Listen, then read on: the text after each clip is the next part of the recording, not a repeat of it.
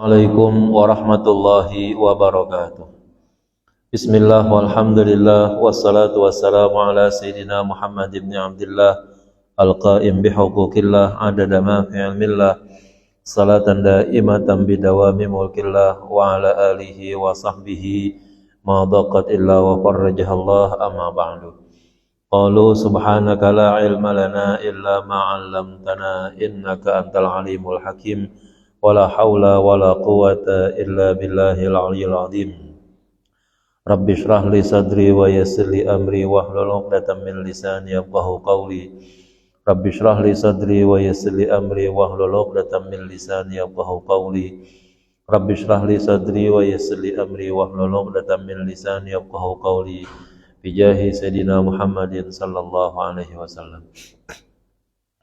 Ila hadratin Nabiil Mustafa Rasulillah sallallahu alaihi wasallam wa ila hadrati ashabil kiram wa ila hadrati a'immatil arba'atil mujtahidin wa ila hadrati jami'i awliya'illahi ta'ala min masyariqil ardi ila magharibiha wa ila hadrati qadadaz zaman wa awanihi wa sairi awliya'illahi ta'ala radhiyallahu ta'ala anhum wa ila hadrati Syekh Abi Abdul Mu'ti Muhammad Nawawi bin Umar Al-Bandani Ajawi wala hadrati Syekh Al-Imam Al-Habib As-Sayyid Abdullah bin Al-Husain bin Tahir bin Muhammad bin Hashim Ba'alawi wa ila hadrati abaina wa ummahatina wa ajdadina wa jaddadina wa amamina wa ammatina wa akhwalina wa khalatina wa ikhwanina wa akhatina wa qarabatina wa jiranina wa man habba wa sana ilayna wa lidawil huquqi alayna wa li jami'il muslimin wa muslimat wa mu'minin wa mu'minat syai'ulillahi lana wa lahumul Fatihah.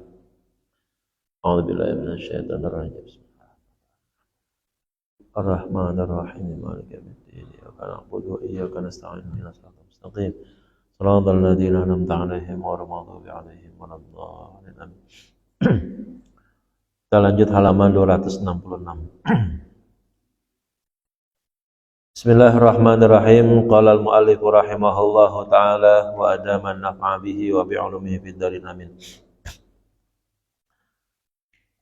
Wal hasilu, dan kesimpulannya, annahu la yahrumu 'alaiha, bahwa tidak haram bagi perempuan, bagi wanita, illal qafazani, kecuali dua sarung tangan, wa satru ba'di wajhiha, dan menutup sebagian mukanya, bima yu'addu satiran, dengan alat, dengan sesuatu yang biasa dianggap sebagai penutup, urfan, secara kebiasaannya, walau ghaira makhitin, sekalipun bukan hal yang terjahit, qatinin, seperti tanah, ya, lumpur, wa hasyisin, dan jerami.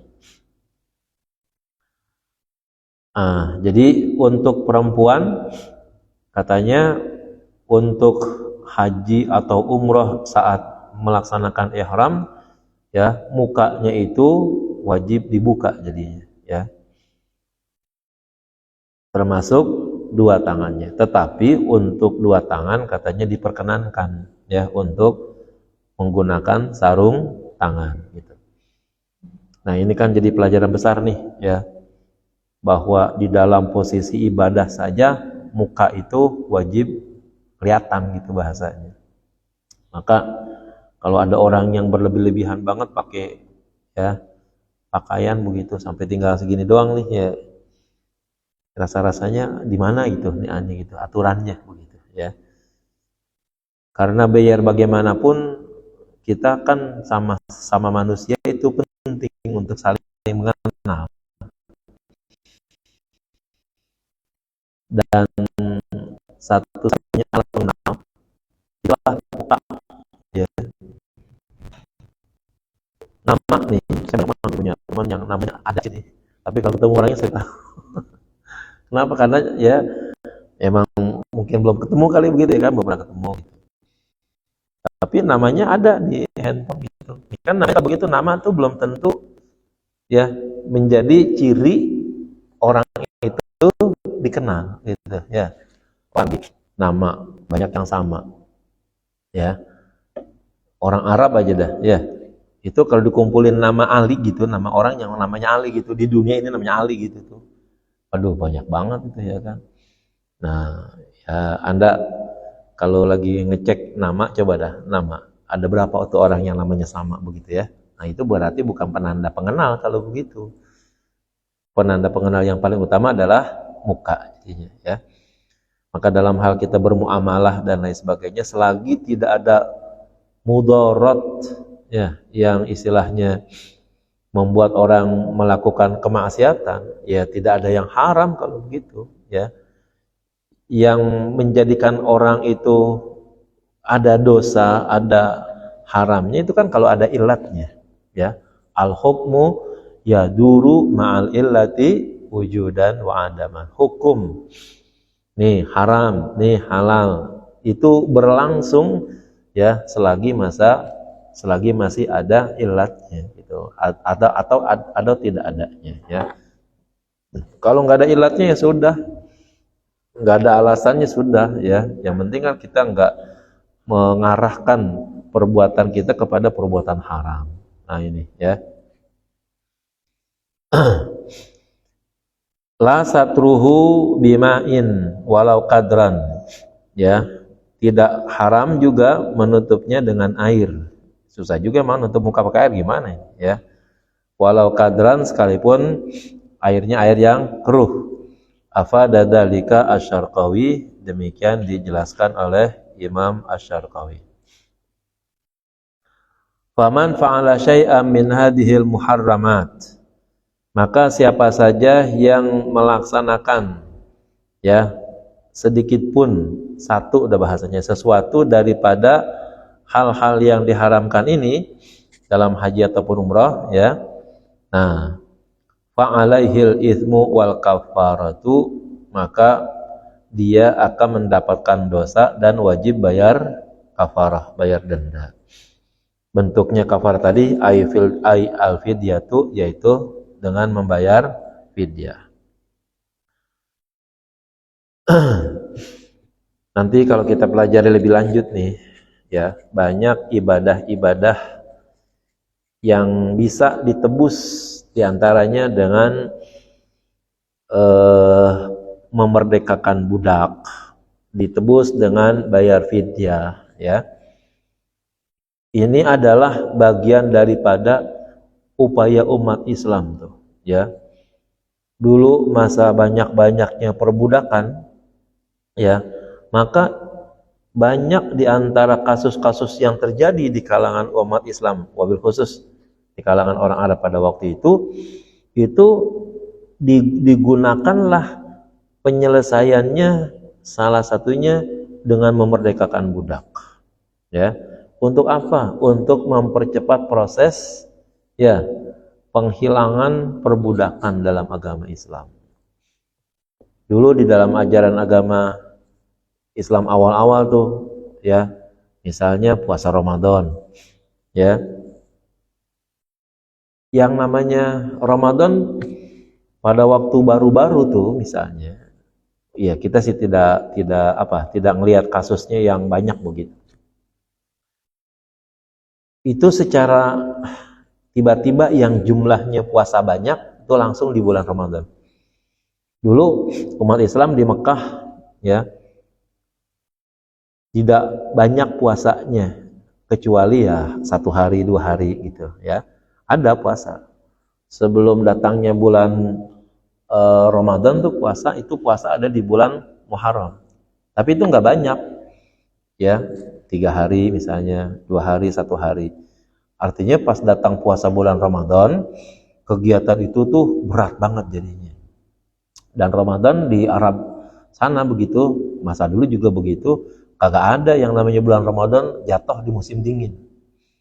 Selalu terjadi di musim panas. Emang namanya Ramadan tuh itu artinya panas begitu. Ya, jadi selalu di sana jatuhnya di bulan yang memang panas gitu. Dan tidak menutup bahwa mohon maaf ya, ada suami istri yang memang mungkin melakukan hubungan badan terbiasa begitu, entah siang, entah malam dan sebagainya. Dan itu kan tidak ada larangan tentunya ya, dan terjadi di bulan Ramadan misalnya. Baru wajib ternyata puasanya panjang banget. Nah, sangat memungkinkan tuh akhirnya ada orang yang melakukan hubungan badan secara sadar mungkin, tapi karena itu kebutuhan begitu misalnya. Akhirnya penyelesaiannya diantaranya adalah dengan cara memerdekakan budak gitu.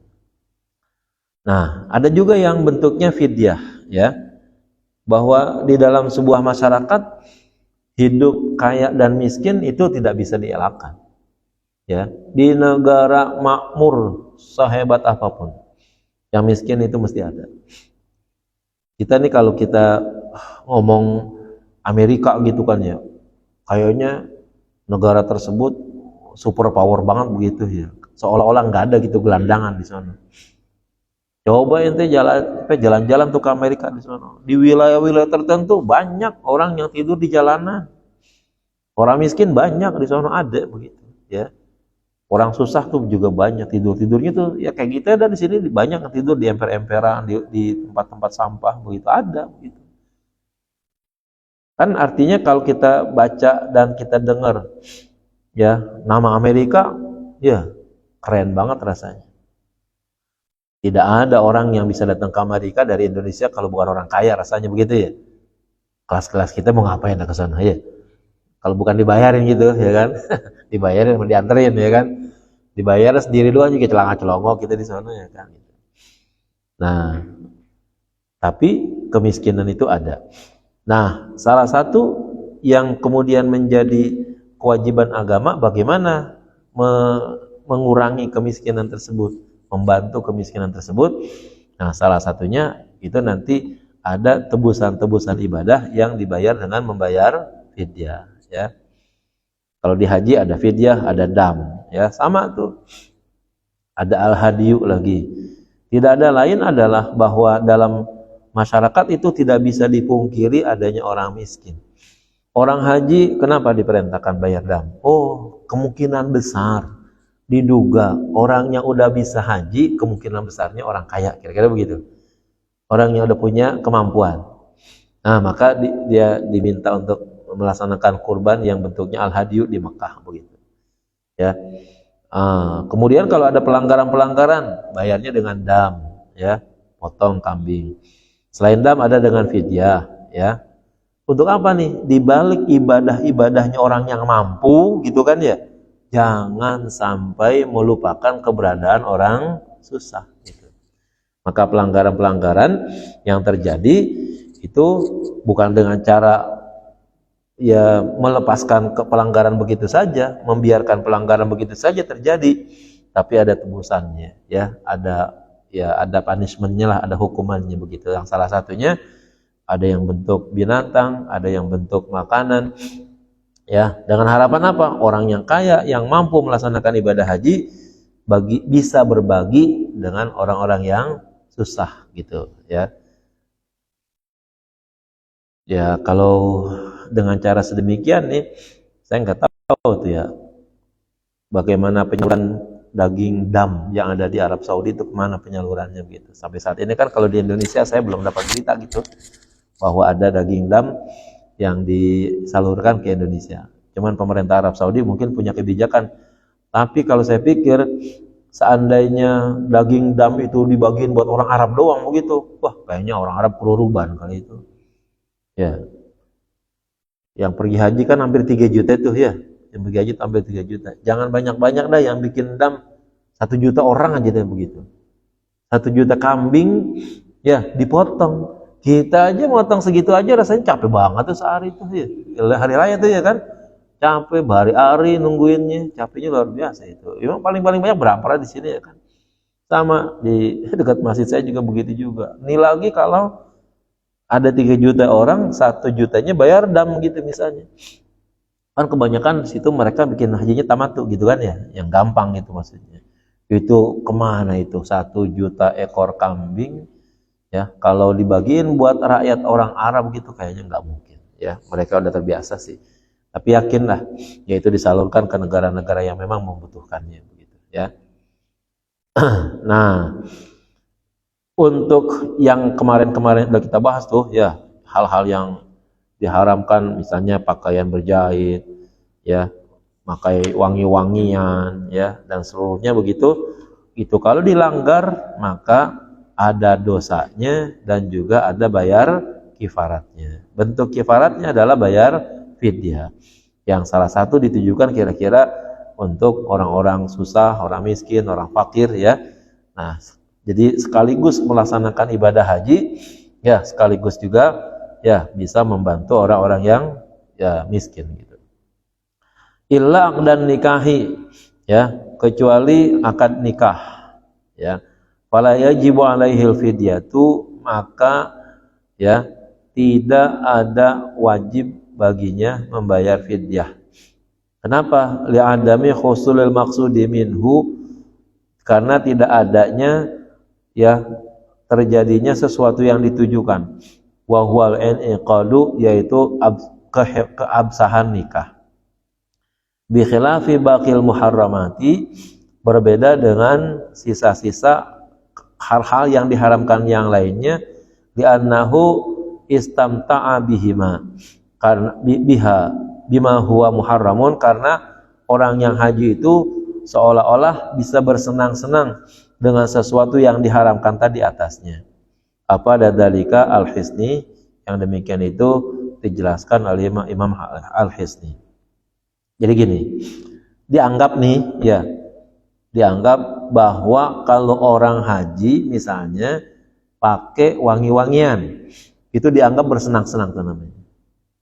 Di dalam ibadah dan dalam haji itu tindakan yang bersenang-senang udah enggak dibenarkan. Ya, harus kalau kita baca kitab yang lain nih, harus orang yang haji itu bahasanya kumel sama aut-autan kayak begitu. Al-ightibar ya, ada dua tuh bahasanya, saya lupa satu lagi itu ya, diantaranya dilambangkan dengan tidak boleh pakai pakaian yang berjahit, tidak boleh pakai pakaian wangi-wangian, karena untuk menunjukkan betapa buruknya kondisi makhluk sebagai hamba yang penuh dengan dosa.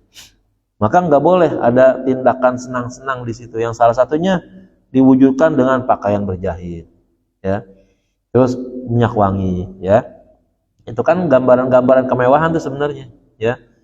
Coba kalau seandainya ibadah haji diperkenankan gitu memakai pakaian-pakaian yang mewah-mewah, yakin tuh orang bawa pakaiannya yang cakep-cakep itu dari kampungnya, main cakep-cakepan kali di sana ya kan. Ternyata Allah melarang tuh ibadah haji. Sekian juta orang yang masuk melaksanakan ibadah haji, pakaiannya disamain semuanya, nggak sah yang ada jahitannya, kayak begitu ya kan. Berbeda kalau agama-agama lain kan tampilnya dengan jasnya, dengan toskidonya dan lain sebagainya, begitu kan, keren-kerenan ya. Nah ini enggak, Islam tidak menunjukkannya sedemikian tadi itu. Nah kemudian karena itu dilarang. Nah larangnya itu sebenarnya katanya karena dianggap kalau ada orang yang beribadah dengan cara sedemikian, itu dianggap masih ada nilai senang-senangnya katanya. Nah kalau akad nikah katanya kok tidak ada wajib fidyah ya. Karena di dalam akad nikah tersebut yang dilarang, kalau istilahnya nih, yang menjadi titiknya nanti itu adalah ketidaksahan akad nikahnya. Ya, akad nikahnya itu nggak sah di situ. Orang yang haji, orang umrah dalam keadaan ihram nikah atau menikahkan, tidak sah nikahnya tadi. Artinya apa? Kalau ada dua orang, salah satunya umrah ya, salah satunya ihram, salah satunya sedang ihram haji dan umrah atau walinya ya sedang haji dan umrah, pernikahannya itu nggak sah. Dengan kata lain, tidak mungkin orang yang ibadah haji di situ kemudian nikah lalu kemudian melakukan hubungan seksual setelah dia tahu bahwa dirinya nikah dalam keadaan ihram. Kan nggak mungkin kan jadinya. Orang nikahnya kagak sah kan, berarti kalau dia melakukan hubungan badan kan berarti masih dalam keadaan haram, zina dong kalau begitu ya kan. Nah maka jadi tidak ada senang-senangnya di situ karena terkait dengan masalah keabsahan nikahnya di situ. Kalau pakai pakaian berwangi-wangian, pakaian berjahit-jahitan, kalau itu dimunculkan ya bahwa boleh orang yang sedang ihram memakai pakaian yang berjahit, orang akan pakai jasnya ya, yang keren-keren, yang hebat-hebat begitu misalnya, ya kan? Nah, itu. Maka yang demikian itu ada tuh nanti ya bagi ya yang melaksanakan atau memakai pakaian-pakaian jahit sekalipun ya pada pakaian jelek tapi ada jahitannya, haram. Apalagi yang cakep, apalagi yang mahal. Ah, itu semuanya diharamkan tuh begitu.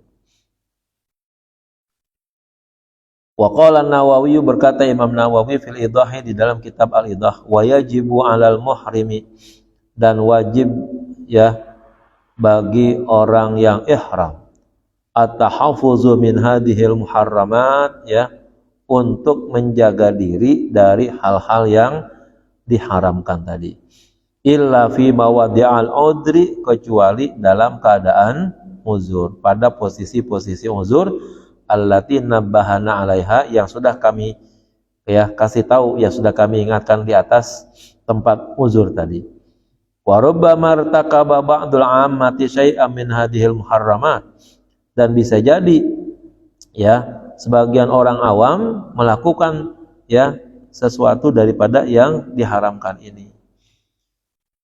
Jadi melaksanakan sesuatu yang diharamkan, kemudian bisa membayar fidyahnya, bisa membayar kafaratnya, bukan kemudian membuka pintu jalan, ya, membuka pintu keluar untuk memang melakukan hal-hal yang diharamkan tersebut, gitu. Ya, nggak boleh tetap saya mau ihram, ya, tetap saya mau pakai wangian begitu. Kan dilarang, kan nggak boleh. Ada tebusannya nggak? Ya, ada tebusannya. Ya udah, ntar gue tebus aja. Yang penting gue tetap pakai wangi-wangian. Nggak bisa gitu, ya. Nah, maka dalam hal ini nih, tadi katanya wa afa alaihil itsmu wal kafarah, gitu kan? Dia dapat dosa dan juga dapat kafarah. Kalau saya gini, saya mau pergi haji, saya mau ihram, tapi tetap mau pakai pakaian wangi-wangian, ya kan? Biar keren gitu misalnya. Nggak boleh. Kenapa emangnya? Haram. Ada tebusannya nggak? Ada. Ya, tak gue tebus aja kalau begitu. Ya, tapi gue tetap pakai wangi-wangian, nggak bisa. Kalau sekedar nebus mungkin gampang. Tapi untuk dosa, nah itu, ya.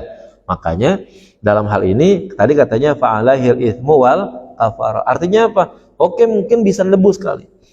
Ya, pakai wangi-wangian, bayar fidyahnya sekian. Ah, gampang itu mah, bisa dibeli, ya kan? Kalau ada tukang beras, beli aja beras. Disuruhnya berapa liter? 5 liter, beli 10 liter. Yang penting bisa pakai wangi-wangian. Ah, ya kan? Bagi orang yang mampu kan bisa jadinya begitu, ya kan? Tapi untuk dosa, ya, melakukan dosa di tanah suci, apalagi melakukan pelanggaran dalam bentuk melanggar ibadah-ibadah haji, bisa jadi dosanya lebih besar daripada yang lain. Kalau giliran sholat, ya, giliran puasa, pahalanya di Masjid Nabawi berlipat 10.000, di Masjidil Haram berlipat 100.000. Jangan dikira kemudian kalau dosa enggak dilipat-lipetin gitu, ya kan? Sama. Giliran sholat dapatnya 100.000 nih, ya. Nah, giliran melanggar haram yang memang udah ditentukan haramnya, ya, pahalanya dosanya juga akan dilipat gandakan juga, jangan main-main. Nah, mungkin sekali lagi kalau bentuknya kafarat, semua orang mungkin bisa nebus, ya. Orang tamatu tuh misalnya, ya, tamatu harus bayar dam. Ternyata semua orang bisa tuh beli kambingnya, ya kan? Mungkin yang orang kaya kalau seandainya disuruh beli kambingnya 10, dibeli kali itu 10, ya kan? Ini tamatunya kelewatan batas nih, ya kan, terlalu banyak senang-senangnya. Ditanya, emang kalau bayar dam yang dosanya atau yang pelanggaran yang gue kerja berapa? 10, ya kan? Udah kalau gitu beli dah 15 kambing, duitnya ada, ya kan? Yang begitu itu makanya tidak semata-mata ada kafarat doang, tapi juga harus diiringi dengan adanya dosa. Nah, yang dosa fa'alahil itsmu tadi katanya itu yang nggak bisa dimain-mainin. Kalau nantangin misalnya, biarin gue dosa nggak apa-apa, pakai minyak wangi-wangian, tebus dengan kafarat, gue bayar. Oh, itu nantangin banget kalau begitu, ya kan? Masa dalam hal ibadah tidak ada rasa takutnya kepada Allah, ya, berani berbuat dosa. Ya mendingan jangan haji sekalian kalau begitu, ya. Kalau akhirnya di dalam melaksanakan ibadah haji tidak mau taat secara totalitas ya di dalam menjalankan ibadah hajinya tadi itu begitu. Padahal kita udah terbiasa di kampung nih misalnya sini sholat, banyak kan hal-hal yang diharamkan di waktu sholat. Ketika kita sudah mulai takbiratul ihram, ya ngomong sama orang kagak boleh, makan kagak boleh, minum kagak boleh, ya gerakan-gerakan yang sifatnya banyak gitu ya kan, itu juga nggak boleh, haram. Bukan haram saja, batal sholatnya. Ya, kan kalau batal sholatnya kan harus dibayar ulang kalau begitu. Tapi bukan saja bayar sholatnya diulang, dosanya juga ada kalau begitu. Kita sengaja nih sholat isya, usalli fardhan isya imamuman atau imaman, Allahu Akbar, Allahu Akbar kabira, alhamdulillah, kan minum gitu. Itu bukan aja batal sholatnya, ya, lalu nanti harus ditebus, diulang, tapi juga ada dosanya, gitu. Nah ini kan namanya udah latihan tuh di sini, gitu. Sholat jangan makan, sholat jangan minum, kira-kira begitu. Larangan-larangannya ada begitu ya. Nah nanti kalau udah pindah ke haji, ya namanya haji sama sholat beda, maka larangannya juga beda juga. Jadi harus disesuaikan kalau begitu. Waqala, dan berkata nih orang awam misalnya, aftadi, ya saya akan tebus, ya mutawahiman annahu biltizamil fidyati yatakhallasu min wabalil ma'asiyati, ya karena dia menduga bahwa dengan menjalani fidyah tersebut dia akan lolos dari akibat buruk perbuatan maksiat. Tuh ya, mungkin anggap dan ada orang kaya kali begitu, ya entah pejabat apa segala macam tadi itu ya kan, dia nggak mau pakai pakaian ihram yang dibuat sekarang tuh misalnya nggak ada jahitannya. Saya mau yang cakep, yang bagus, yang mahal, ya kan, biarin ada jahitannya. Nah lalu terus nanti bagaimana? Nggak boleh. Ada tebusannya nggak? Ada. Berapa bayar kambing? 1, 7 gue beliin. Oh, ya kan. Dengan bukan karena kemudian dia mampu beli kambing 7, lalu kemudian akhirnya dia dianggap tidak melakukan maksiat ketika dia ihram tapi menggunakan bahan yang berjahit gitu. Ya. Kalau pakai pakaiannya begitu kan seolah-olah kagak ada kerennya begitu ya. Wah, udah beli yang cakep, yang mahal, ya kan, yang kalau bisa ya yang dari bahan-bahan yang keren begitu, yang ada jahitannya sebagainya, dengan dugaan biarin pakai begini, ntar kalau disuruh bayar tebusan bayar. Oh oke, tebusannya ente bisa bayar, mungkin ente orang sanggup, mungkin ente orang kaya dan sebagainya, tapi dosanya, nah ini yang jadi masalah ya.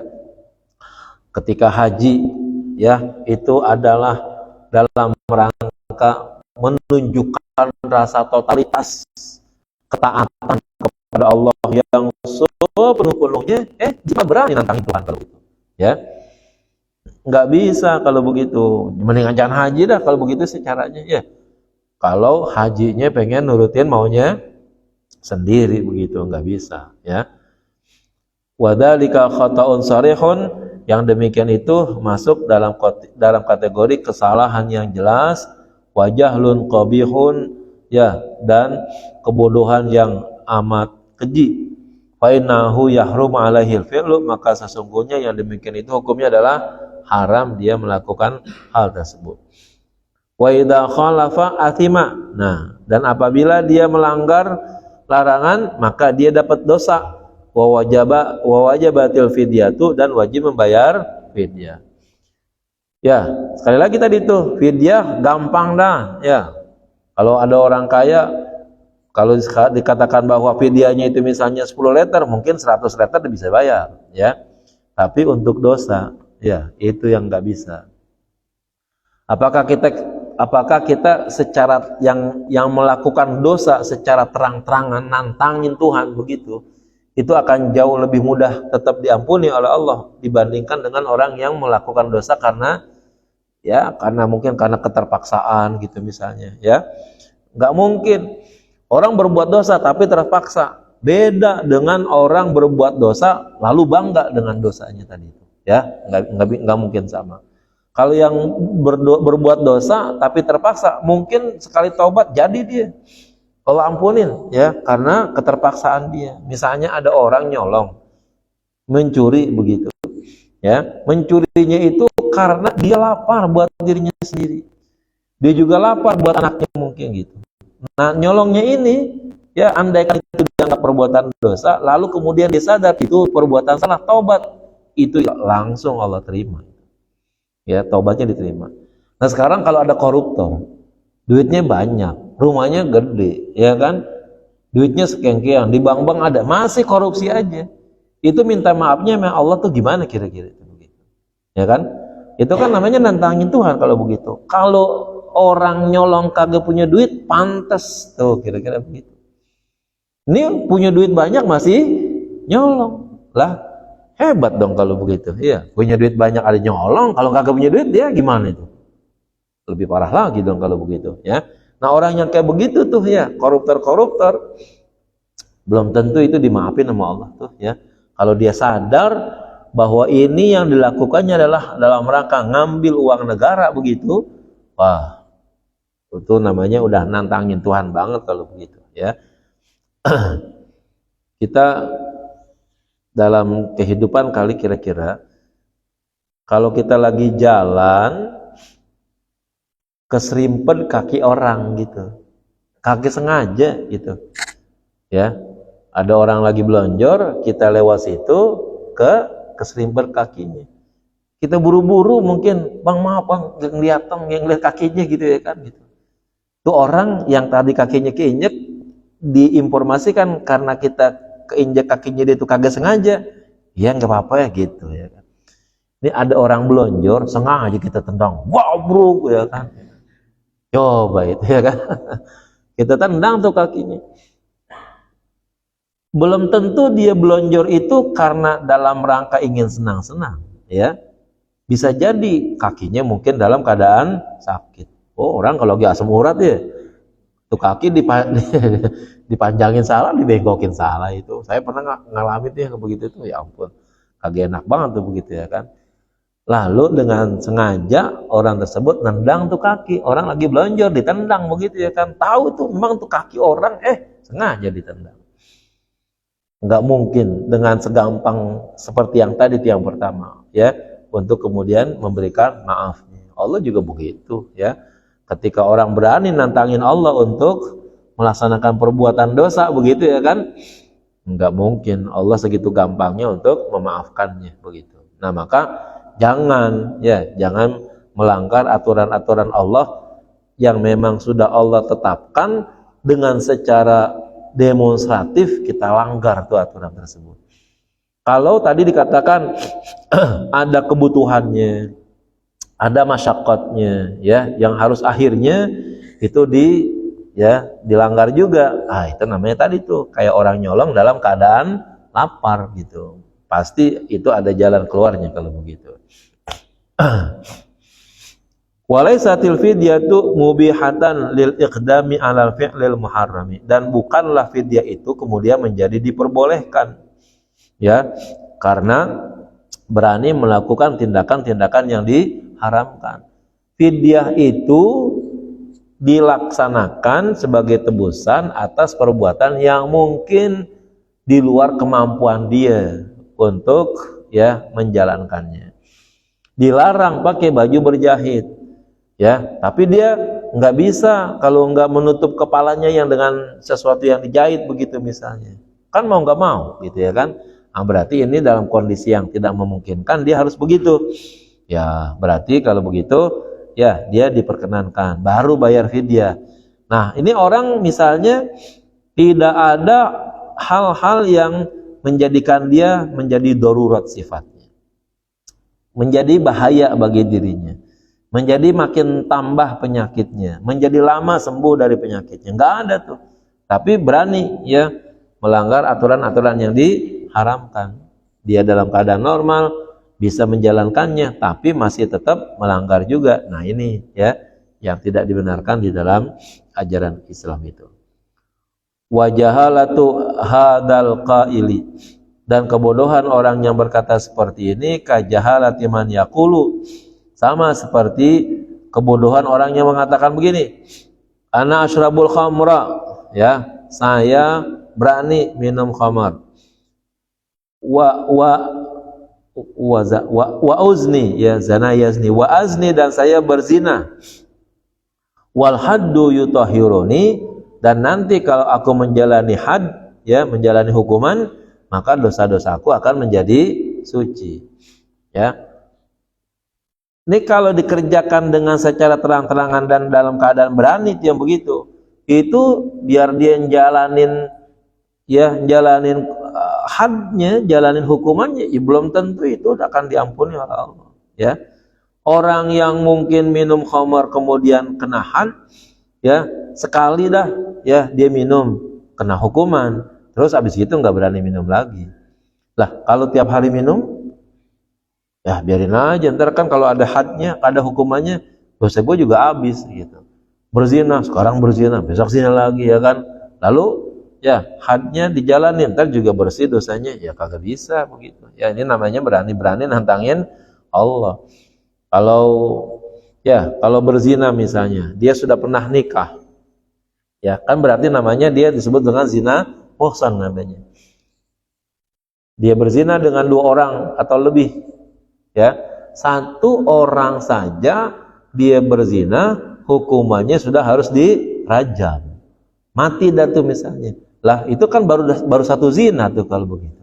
Kalau dia berzina dengan 3 orang, mau ngidupin lagi tuh yang udah mati tadi, ya, hidup dulu, ntar gue hukum lagi 1 lagi, 2 lagi nih, ntar lo zina 3 kali gitu ya. Nah, ya, yang kayak begitu tuh pokoknya, kayak gitu tuh nggak bisa tuh kita gampang-gampangin gitu, ya.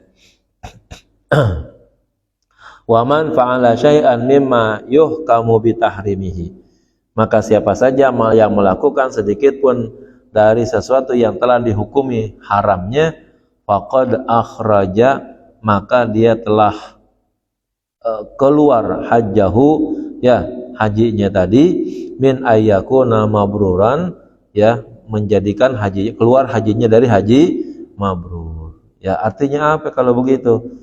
Udah tahu itu dilarang, taatin, ya. Kalau memang ada hal yang memberatkan dan itu memang menjadi rusaknya, susahnya tubuh kita, masih tuh diberikan ampunan, kira-kira begitu. Nah, kalau ya berani melanggar tapi dalam keadaan normal, nah, ya, maka selain hajinya tidak mabrur, bisa jadi hajinya tidak sah, ya, di lain itu juga ada dosa gitu, ya. Padahal kewajiban haji bagi dia itu udah masuk istitoah. Ketika kemampuan ini Allah berikan tapi akibatnya dia kemudian melakukan pelanggaran-pelanggaran, ya berarti kalau begitu akhirnya hajinya tidak benar. Kalau haji tidak benar di bawah kemampuan dia melaksanakannya, kan berarti kalau gitu namanya dia mampu haji tapi tidak melaksanakan haji. Ada hadis itu yang mengatakan siapa yang tidak melaksanakan haji, bahwa dia adalah orang yang mampu, fal yamut insya'a yahudian au nasraniyan, ya, maka matilah dia, matinya dihukumi sebagai mati orang Yahudi atau mati orang Nasrani. Lah, namanya Islam, sudah berangkat ibadah haji, tapi hajinya dibatalkan dengan keberanian dia melanggar aturan, akhirnya tidak sah. Kan berarti belum haji dong kalau gitu, ya. Sama belum haji, padahal dia mampu melaksanakannya. Maka orangnya gitu tuh, ya, termasuk yang mati Yahudi atau mati Nasrani. Kan repot kalau begitu jadinya, ya. Dikit lagi, wa yazidu jima'u ala dzalika bil ifsadi, dan tertambah, ya, dengan berjima atas berbagai ketentuan tersebut dengan berakibat merusak. Idza kana qabla tahallulaini, jika jima tersebut dilakukan sebelum tahallul. La bainahuma, bukan di antara 2 tahallul. Nah, jadi kalau dua tahallul itu belum dikerjakan lalu jima, oh udah hancur dah, ya, hajinya itu. Sebagai manusia sih memang Allah kasih sarana kira-kira itu untuk melakukan hubungan badan.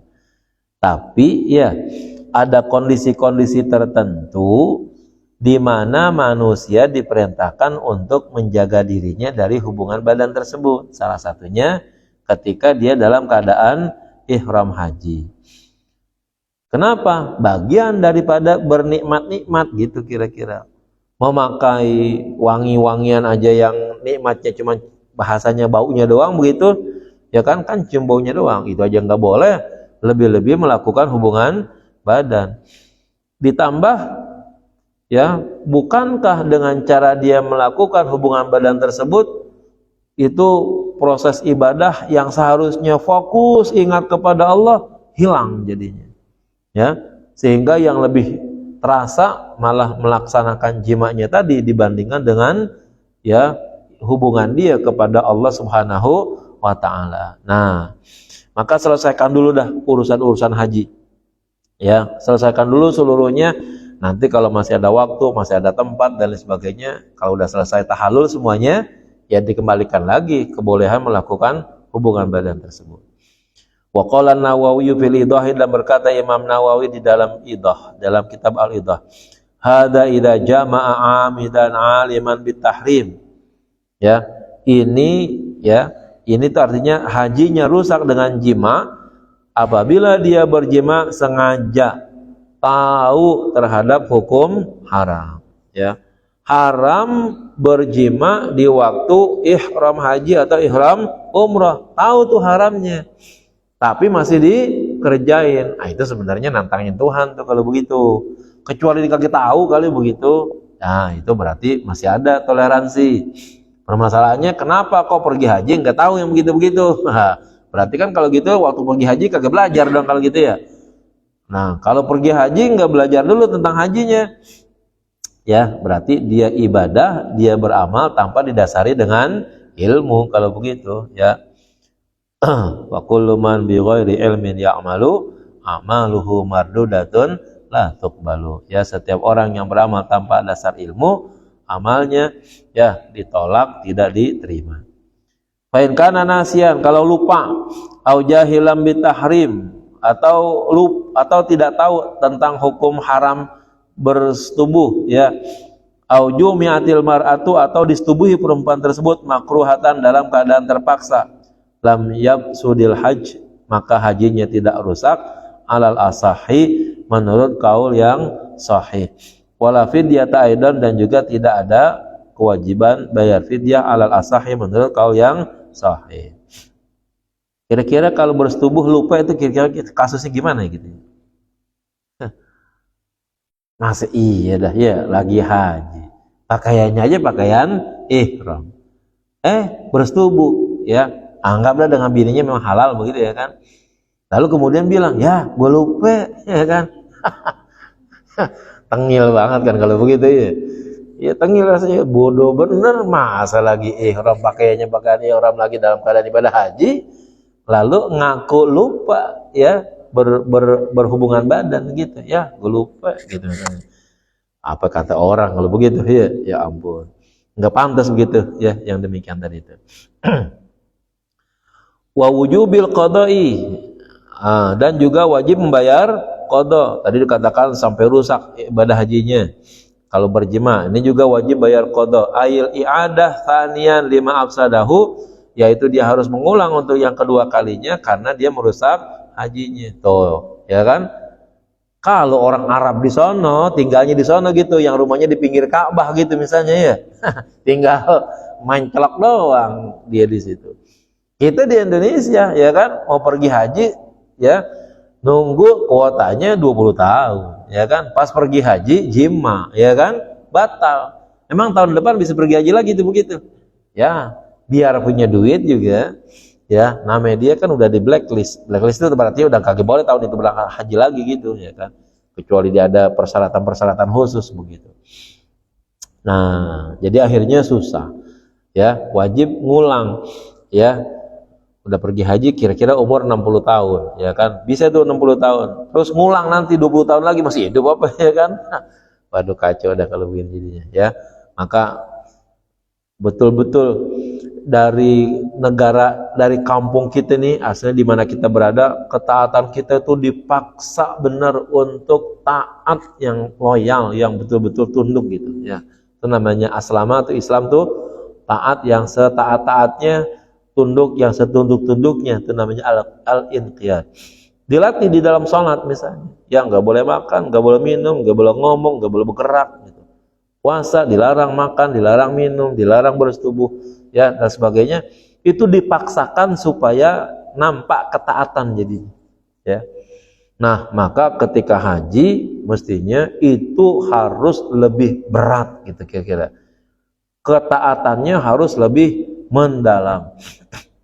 Larangannya mungkin jauh lebih berat, ya. Perintahnya juga bisa jadi lebih berat juga. Larangannya juga makin bertambah berat. Ketaatannya harus makin mendalam jadinya. Nggak boleh main-main.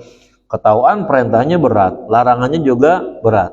Kerjaannya main-main. Nah, yang begini nih, maka akibatnya menjadi rugi kalau begitu. Ternyata pulang haji, hajinya ternyata tidak sah. Di kampung orang panggil bapak haji lagi ya kan. Pantes tuh begitu ya. Ya, hajinya aja enggak sah kalau begitu. Walau tatawuan min qinnin wasabiyin, sekalipun hajinya haji tatawu ya, yang dilaksanakan oleh budak atau anak kecil. Mohon maaf nih, misalnya budak, bagi dia itu sebenarnya haji itu kagak wajib karena dia sebagai budak, tapi misalnya dia tetap pergi, entah karena dia pergi sendiri diizinin tuannya, atau tuannya pergi haji diajak karena dia pembantu, ntar di sana buat apa, buat angkut-angkut dah begitu ya kan. Akhirnya tuh budak pergi haji juga. Pergi haji itu budak mungkin punya pasangan ya, dia berhubungan tuh badan. Nah, tuh budak yang sebenarnya kagak wajib pergi haji, yang hajinya adalah haji tatawu ya, haji sunnah karena dia sebagai budak, lalu dia berhubungan badan dengan istrinya. Tahun depan ngulang tuh si budak tadi tuh ya. Kalau anak kecil sih kita nggak bisa bayangin dah bagaimana dia bersetubuh, kan susah jadinya, kan dia belum tentu punya bini gitu atau punya istri. Kalau ahrama bil qada'i asyra marratin, ya, sekalipun dia ihram melaksanakan qada 10 kali, wa afsada jami'a, ya, namun ia merusak semuanya, ya, lazimahu qada'un wahidun, hanya wajib baginya mengqada sekali saja, anil awwali, dari haji yang awal. Wa kafaratun, dan kafarat likulli wahidin minal asyri, ya, dari setiap haji, ya, setiap satu haji yang dari 10 tadi. Afadadzalika Ibnu Hajar, demikian dijelaskan oleh Ibnu Hajar. Dan wa wujubul qada'i fauron, ya, wajib membayar qadanya segera. Artinya kalau dia tahun ini nih berangkat haji, hajinya batal, tahun depan wajib berangkat lagi. Itu begitu. Andaikan dan ini, ya, andaikan benar dan nih misalnya, Pak, saya tahun lalu haji. Sekarang pada waktu haji saya bersetubuh, padahal pada waktu itu belum tahallul. Berani nggak ngomong kayak begitu? Ame petugas haji gitu ya kan, mau bayar haji dan ini saya mau bayar lagi nih, mau haji lagi karena haji yang pada waktu dulu saya berjima sebelum tahallul, 2 tahallul belum dikerjain saya udah jima. Nih saya bayar lagi nih, ya, 50 juta. Enak tuh ngomong begitu tuh di depan orang. Malu ya kan? Ada dah duitnya. Ya, ngomongnya kagak enak, ya kan? Ada duitnya, belum tentu ya tahun itu juga diizinkan untuk berangkat. Karena catatannya kan dia udah berangkat haji. Ya, sebagai orang yang istilahnya biasa-biasa saja, kemungkinan besar sulit untuk mendapatkan izin haji berikutnya lagi gitu. Wallahu a'lam bishawab. Al-Fatihah. Iya.